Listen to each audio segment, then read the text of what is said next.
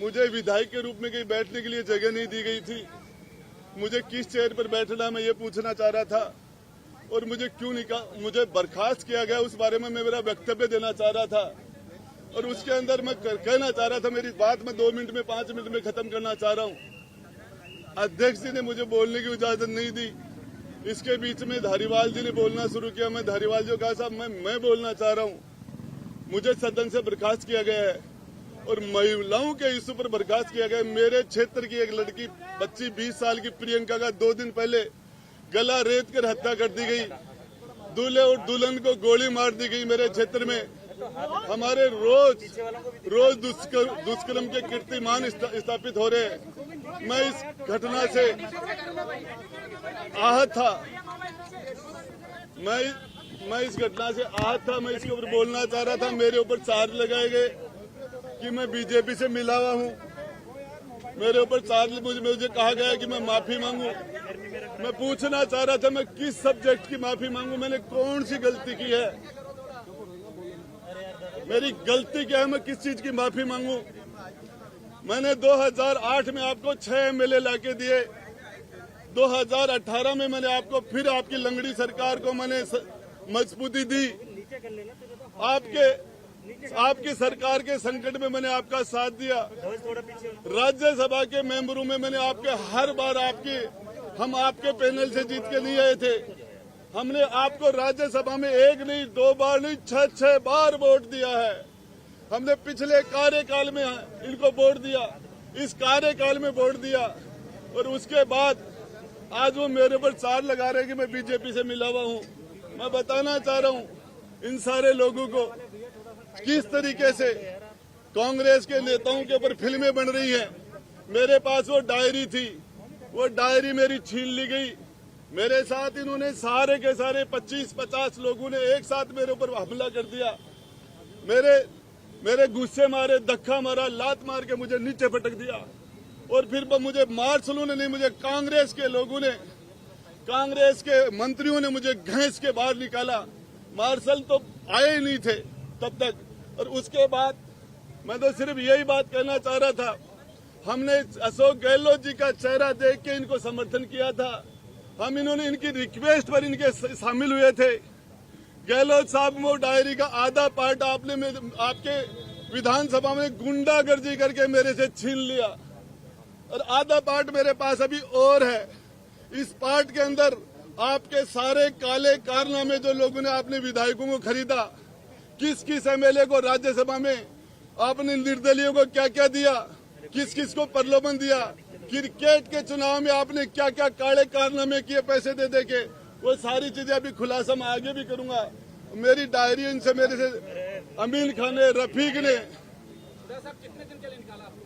अब मुझे पता ही नहीं, मुझे तो मार्शल ने नहीं निकाला, इन सारे लोगों ने मुझे। अब कौन से मंत्री शामिल थे? कार्रवाई भी कर सकती है मुझे, के खिलाफ कांग्रेस कार्रवाई कर सकती है। देखिए जेल जाने के लिए मेरे झूठे मुकदमे लगाए गए।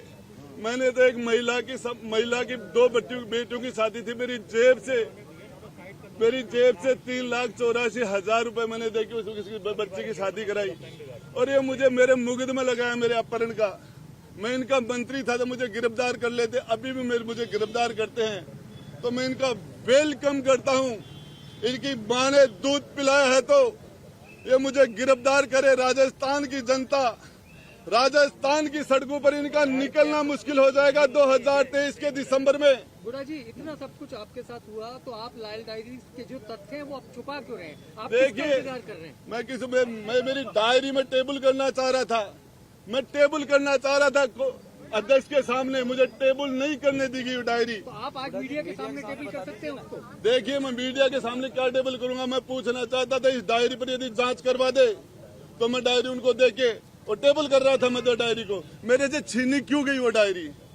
मैं तो अध्यक्ष जी को टेबल करना चाह रहा था। जिस तरीके से इन्होंने मेरे साथ लात घुसे मारे, मुझे जमीन पर गिरा दिया गया। कम से कम 25 से 30 लोग मेरे ऊपर पड़ गए एक साथ।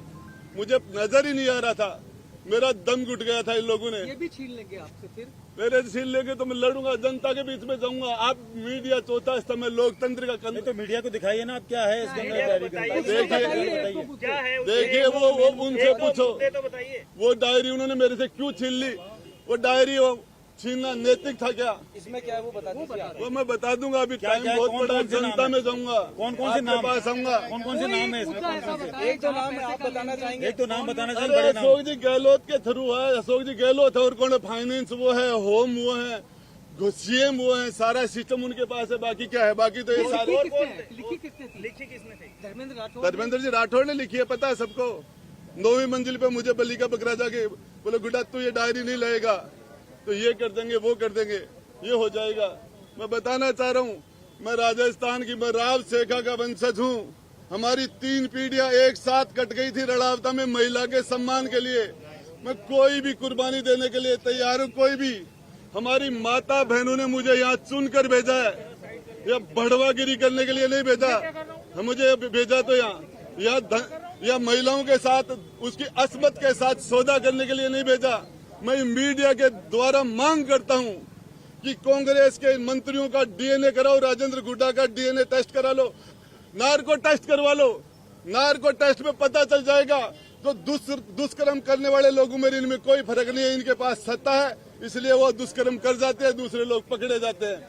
राजेंद्र गुड्डा का भी नार्को टेस्ट कराओ। राजेंद्र जी, अब हमने देखा आपको अंदर जो सुरक्षा कर्मी है वो जाने नहीं दे रहे, नहीं जाने विधानसभा दे के रहे, भीतर। नहीं जाने तो अब आप जा नहीं पाएंगे, अब आपका क्या अगला कदम है? देखिए, इसमें मैं लड़ाई लड़ूंगा, पब्लिक में जाऊंगा, आपके पास आऊंगा, तो हो सके जहां जा ये लड़ाई। मुझे कहा गया कि तू माफी मांग ले। मैंने कहा किसने क्या? कहा आपको माफी मांगने को? मुझे रंधावा जी तो आपके चैनल के थ्रू कह रहे माफी मांग ले, बाकी on the record, of the record सारे लोग कह रहे माफी मांग ले। क्या गलती की है मैंने? एक मेरा सवाल है गुड्डा जी, आपने इतना कुछ बोला, आपसे ज्यादा तो सरकार के खिलाफ सचिन पायलट आ गए थे, लेकिन वो अभी अंदर हैं, आप बाहर हो।